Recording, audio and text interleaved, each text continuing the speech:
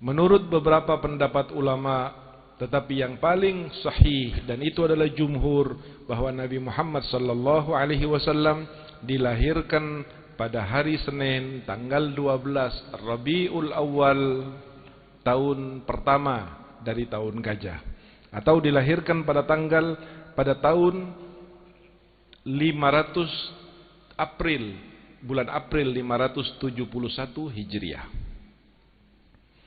Dilahirkannya Rasul sallallahu alaihi wasallam persis di tahun di mana pasukan gajah Abraha datang untuk menghancurkan Ka'bah. Abraha yang disebutkan bahwa dia berasal dari Yaman, seorang raja yang merasa cemburu dengan adanya orang-orang di sekitar Jazirah Arab setiap tahun datang ke Makkah untuk melakukan ibadah haji dan tawaf di Baitullah. Lalu kemudian dia membuat Ka'bah di Yaman dan berharap Ka'bah yang indah dengan pelatarannya yang mewah akan dapat menarik hati daripada orang-orang yang merasa Allah adalah Tuhannya untuk melakukan haji di Yaman dan bukan di Makkah. Tetapi apa yang direkayasakan oleh Abraha tidak berhasil. Orang-orang tetap mengikuti ajaran yang Allah Subhanahu wa taala turunkan kepada Nabi Ibrahim alaihissalam, bahwa tawaf Baitullah adalah di Ka'bah.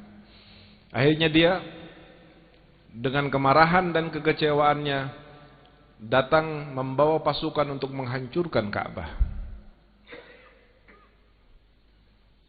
Pada saat mendekati kota Makkah, mereka berhenti dan beristirahat.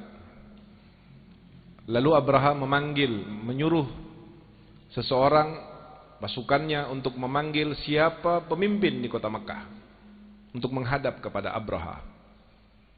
Datanglah pasukan meminta kepada orang-orang Quraisy untuk memanggil pimpinan daripada orang-orang yang ada di Makkah, dan pada saat itu disepakati Abdul Muttalib, kakeknya Nabi besar Muhammad sallallahu alaihi wasallam. Berangkatlah Abdul Muttalib, kakek Nabi, menghadap Abraha. Lalu Abraha mengatakan niatnya datang ke Makkah untuk menghancurkan Ka'bah. Pada saat Abraha mendekati kota Makkah, pasukannya merampas seluruh unta dan kambing piaraan dan gembalaan orang-orang Makkah. Dia rampas semua, termasuk 100 ekor unta dari milik Abdul Muttalib. Dan Abdul Muttalib mendengar berita itu. Pada saat dia dipanggil dan menghadap kepada Abraha, Abraha bertanya, "Aku akan datang untuk menghancurkan Ka'bah kalian. Apa tanggapanmu sebagai pimpinan orang Arab, orang Makkah? Adakah permintaan dan tanggapan?" Kata Abdul Muttalib, "Saya minta satu permintaan." "Apa permintaannya?" "Kembalikan unta saya yang 100 dan kembalikan unta-unta yang dimiliki oleh orang Makkah serta kambingnya yang telah kau rampas." Abraham merasa heran. Abraham mengatakan, "Aku tidak menyangka pimpinan Mekah yang menguasai Ka'bah sedemikian rendah nilainya. Aku datang dari jauh dengan membawa pasukan yang besar, dengan membawa pasukan gajah untuk menghancurkan Ka'bah. Lalu engkau datang kepadaku, bukan minta agar supaya Ka'bah jangan dihancurkan, bukan minta supaya aku pulang dan tidak melanjutkan niatku, tapi yang kamu pikirkan adalah unta-untamu yang aku rampas." Apa jawab Abdul Muttalib? "Ana Rabbul Ibili walil Ka'bati Rabbun Yahmiha." Wahai Raja Abraha, saya adalah pemilik unta yang kau rampas. Maka yang saya ingin minta adalah unta-unta saya. Sementara ketika kamu bertanya kenapa saya tidak membela Ka'bah, Kenapa saya tidak mempertahankan Ka'bah? Ketahuilah sesungguhnya Ka'bah itu ada pemiliknya dan Allah pemiliknya. Kalau urusan unta kamu berhadapan dengan saya, tapi kalau urusan Ka'bah kamu akan berhadapan dengan Allah Subhanahu wa ta'ala. Maka dikembalikan untanya. Lalu kemudian orang-orang, kembalilah Abdul Muttalib ke Mekah, dan Abdul Muttalib menyuruh orang-orang untuk keluar dari kota Mekah di bukit-bukit yang ada di sekitar Mekah. Karena Mekah itu sendiri adalah lembah. Makkah itu adalah lembah di mana kanan kirinya dahulu itu adalah bukit-bukit. Walaupun sekarang sudah diratakan untuk bangunan dan sebagainya, perluasan Masjidil Haram. Kalau dulu Ka'bah itu, Makkah itu adalah sebuah lembah yang dikelilingi oleh bukit-bukit di sekitarnya. Maka orang-orang itu berada di atas bukit, penduduk Makkah. Abraham masuk dengan gajahnya yang paling besar, dan dia langsung menuju kepada Ka'bah. Tetapi saudara yang dirahmati oleh Allah, tidak berselang lama Abraham menginjakkan kakinya masuk ke dalam kota Makkah, maka tiba-tiba langit dari kejauhan mendung. Semakin lama semakin pekat. Dan ketika semakin mendekat mendung itu, ternyata bukan mendung, tetapi burung yang jumlahnya jutaan. Dan itu yang kemudian disebut di dalam Al-Quran dengan burung yang bernama burung ababil.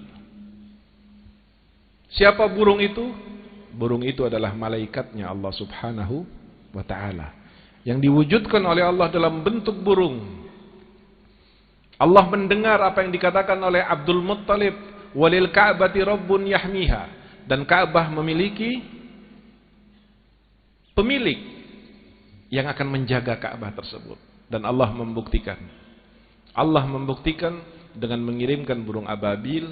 Lalu kemudian diabadikan di dalam surat Al-Fil, alam tara kaifa fa'ala rabbuka bi ashabil fil, yaitu Abrahah dan pasukannya.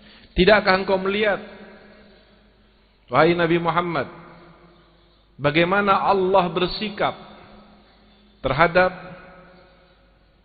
pasukan gajah yang datang untuk menghancurkan Baitullah?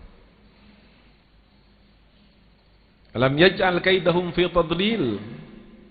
Usaha mereka, kebesaran mereka, kegagahan mereka, kelengkapan mereka, kekuatan mereka sama sekali menjadi tidak berguna di hadapan kekuatan Allah Subhanahu wa taala. Wa arsala 'alaihim tayran ababil tarmihim bihijaratin min sijil. Lalu kemudian Allah mengirimkan kepada mereka ababil, burung ababil, yang di setiap paruhnya terdapat kerikil-kerikil dari neraka. Allah jadikan para malaikat dan burung ababil itu di paruhnya membawa kerikil-kerikil kecil yang diambil dari nerakanya Allah Subhanahu wa ta'ala. Faja'alahum ka'asfin ma'kul.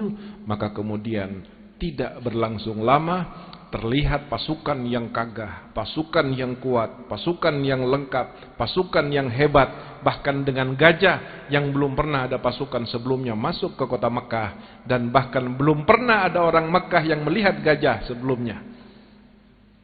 Dia melihat dengan terkagum-kagum, dia melihat dengan rasa takut. Tetapi tidak lama kemudian Allah tunjukkan bahwa sesungguhnya kekuatan di sisi Allah. Jangan main-main dengan apa yang dimiliki oleh Allah. Jangan main-main dengan kemuliaan Allah Subhanahu wa ta'ala.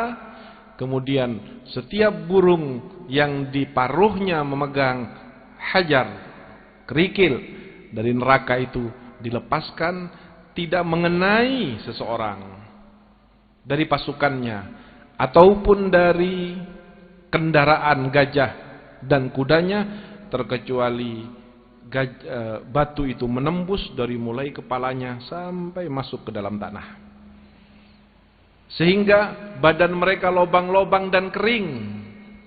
Dikatakan dalam surat tersebut, ka'asfin ma'kul, bagaikan daun kering yang sudah dimakan oleh ulat, lobang-lobang. Disitulah Allah Subhanahu wa taala menjaga keagungan-keagungannya, termasuk Ka'bahnya.